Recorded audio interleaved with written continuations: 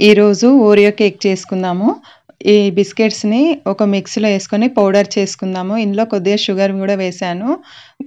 గోరువెచ్చ పాలని ఈ పౌడర్‌లో కలుపుకుందాము.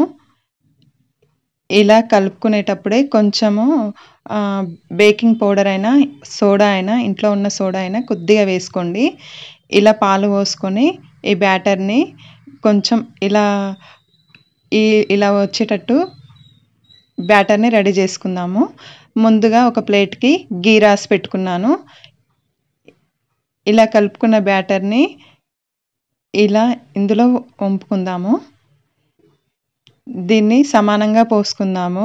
ఎయిర్ బబుల్స్ లేకుండా కొంచెం సమానంగా పోసుకొని ముందే హీట్ చేసుకున్న ఒక ప్యాన్‌లో ఇది పెట్టుకుందాము. అది ఒక 5 మినిట్స్ వెయిట్ చేసుకున్నాను ముందే. దాంట్లో ఇది పెట్టేసి దీనిపైన ఒక లిడ్ పెడదాము. దీన్ని ఒక 15 మినిట్స్ సిమ్‌లో పెట్టి హీట్ చేసుకుందాము. 10 మినిట్స్ అయింది. 10-15 మినిట్స్. ఇప్పుడు మూత తీసి చూద్దాము. వావ్! సూపర్‌గా పొంగింది. చూద్దాము ఇది ఉడికిందా లేదా అనేసి ఒక స్టిక్‌తో చూద్దాం. అంటుకోలేదు. చాలా మంచిగా వచ్చింది. కుక్ అయింది ఇది.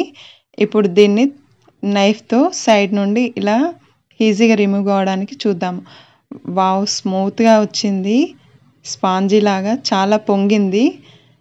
మా పిల్లలు ఇది ఇష్టంగా తింటారు. దీన్ని ఇంకో ప్లేట్‌లోకి సర్వ్ చేసుకుందాము.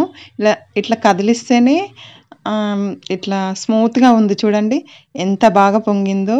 ఒక 10 రూపీస్‌తో ఇంత కేక్ రెడీ అయిందంటే మనం అప్పుడప్పుడు పిల్లలకి ఇంట్లోనే చేసి పెట్టొచ్చు. దీన్ని కట్ చేసి చూద్దాము. ఈజీగా కట్ అవుతుంది. స్మూత్‌గా ఉంది. చూడండి అసలు ఎంత డెలికేట్‌గా, స్మూత్‌గా ఎంత బావుందో.